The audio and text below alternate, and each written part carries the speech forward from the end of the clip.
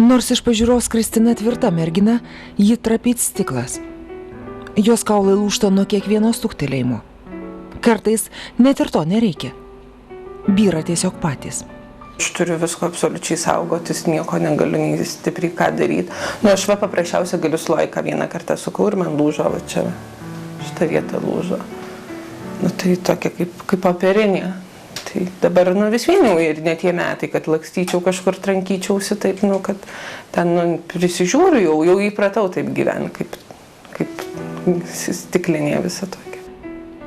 Kristina sužinojo, kas yra gipsas būdama vos 2. Mergaičiukiai lūžo rankytė. Vėliau tai tapo kasdienybė. Būdavo taip, kad daktarė uždėdavo įtvarą net rentgeno nedariusi. Kiekgi galima švitinti mažą vaiką. Diagnozė juk ir taip aiški – eilinis lūžis. Tai dar 4 klasėje, kai buvau, tai didesni vaikai pakišo padnoškę.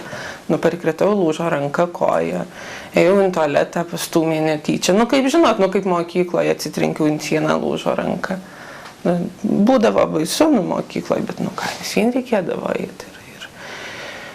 Ir būdavo sunku, kad ir mokytojai ten, jiem nelabai tikėdavo, kad taip yra, bet labai gerą auklėtoją turėjau, tai vis padėdavo, ten pašnekėdavo, bet būdavo tokie mokytojai, kurie nepripažino, kad jaunas žmogus gali tokią ligą sirgti ir taip gali būti, nes tokia liga dažniausiai tik seniem būna, kaulų retėjimo šitą ligą. Kiekvieną kartą, kur daugiau ar žiemą kažkur išėjo ant kalnų, jau visą laiką gaudavo traumą.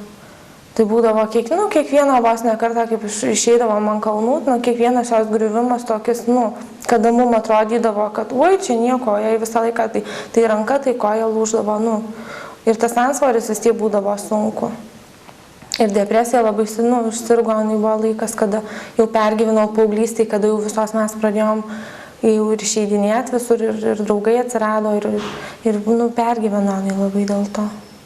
Vargom, žinokit, daug, nes jai dažnai lūždavo ir ranka, ir koja. Tai vis tiek dar gerai, aš tada buvau grupėje, nepaliksi taip. Mokytoja atėdavo į namus, betgi reikia ir aprengti, reikia į tualetą, ir reikia dešinė ranka beveik pamaitinti, o paskui tai jinai išmoko su kairė. Ir paskui daktarų ten nežinė, pas vienus vežė nieko, pas kitus vežė nieko.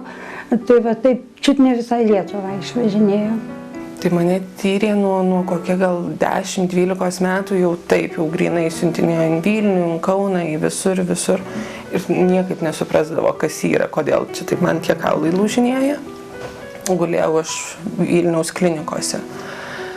Tai, jie jau pradėjo įtarinėti, kad čia taip yra, bet jie negalėjo garantuoti, kad čia taip tikrai jau man ta kaulų liga yra. Tai paskui pas Kauno endokrinologus mes važinėjom, ten gulėjau kelis kartus, ten visokius tyrimus darė, dėl skydliaukės, dėl visko. Irgi, ten tokie buvo visokie neiškumai, bet paskui daktarė nusprendė, kad į genetiką geriausia čia būtų siūst mane ir kad ten tyrtų, ir va genetikoje. Tai buvo man 14 metų, 14 metų, tai padarė man ten tyrimus ir aš nuo 16 metų jau gavau grupę. Bet ir toliau nieko, taip vaistai, kaip dabar jauniem, jie yra nekompensuojami ligonių kasos ir iki šiol nežino, kodėl taip daro. O jie yra brangus, o pragyvent sunku.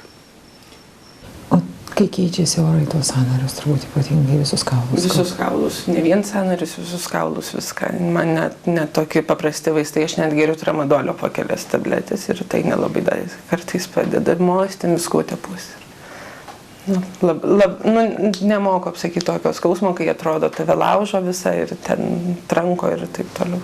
Bet skauda tas vietas, kur buvo lūžę ir viską? Absoliučiai man visus kaulus skauda, absoliučiai visus rankų, kojų kaulus skauda.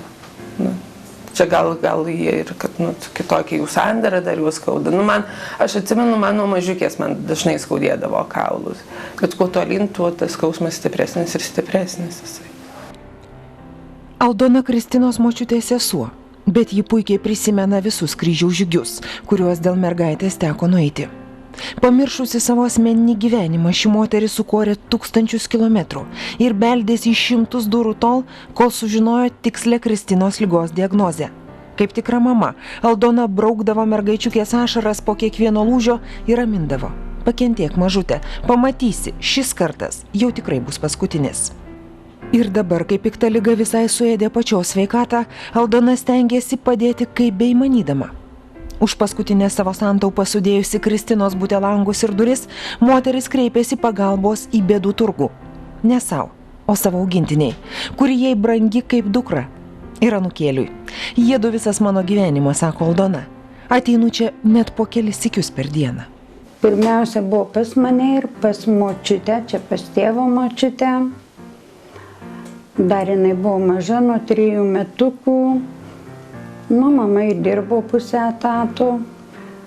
3 metus tai buvo pas juos normaliai, o paskum tėvas pagerdavo, paskum ir mama, ne tai, kad jau jinai, nėra, kad jinai ten labai jau gerdavo, bet vaiko jinai taip ir nenorėdavo. Ir aš paskum, kur einu, ten jinai paskui mane pas gydytojus reikia vežti, tėvų nėra. Jie neserga, čia prigalvoja mes jai ligų, ten va vėl. Į mokyklą reikia, vėl tėvų nėra, kiek aš ėjau, net mokytojai jos nepažįsta. Nu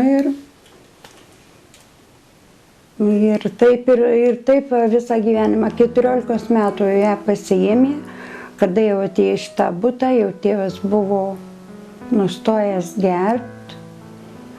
Bet labai Kristai buvo labai didelė depresija, nes jeigu jinai pavėluodavo 10 minučių už lauko, tai abudu 2-3 paras su ja nieko nekalbėdavau.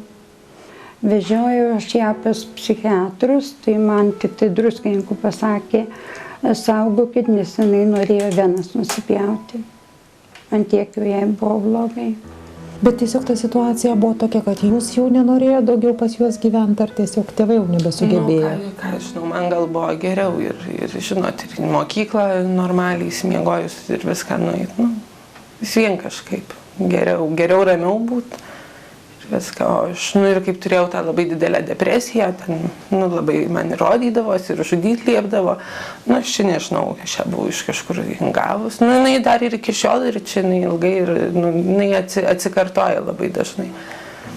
Tai man tokios labai ramybės reikėdavo ir visko. Ir, aš labai greit susinervuodavau seniau ir man užeidavo tokios isterijos, kad aš paskui pati neatsimindavau, kas man būdavo.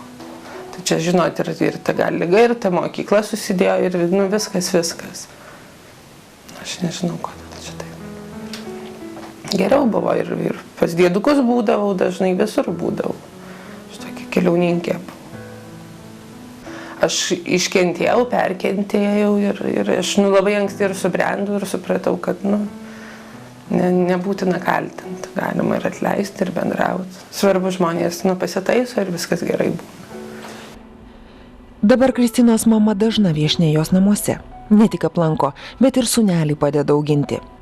Kevinas toks judrus, kad Kristina paskui jį lauke tiesiog nesuspėja, tad šokinėja aplinkui visos pasikeisdamos.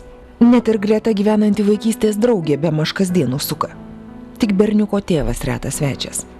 Aš nepriversiu žmogaus būti, jeigu jisai nenori būti kažkam našta. Aš ir tai jaučiuosi daugam našta ir man sunku dar kažką apsunkinti. Jokio malonumo. Bet nepaisant to, jis padeda dabar kažkiek ir finansiškai. Kad finansiškai jisai nedirba, tai tokis finansinis nėra, kad jisai padeda finansiškai. Jisai nedirba, bet... O kodėl jisai nedirba? Jaunas žmogus, kaip suprantu? Jaunas, ką žinau, neranda darbo. Sunku darbą susirasti. Ir taip mažai mes labai bendraujame, kad labai retas pro retų. Be proto bijojau gimdyti, prisipažįsta Kristina. Ne dėl savęs, dėl kūdikio. Vos sužinojusi, kad laukėsi, mergina nedelsdama nulėkė pas medikus. Namo grįžo lyg ant sparnų. Pasak žmonių, baltais chalatais Kevinas nepaveldėjo mamos ligos.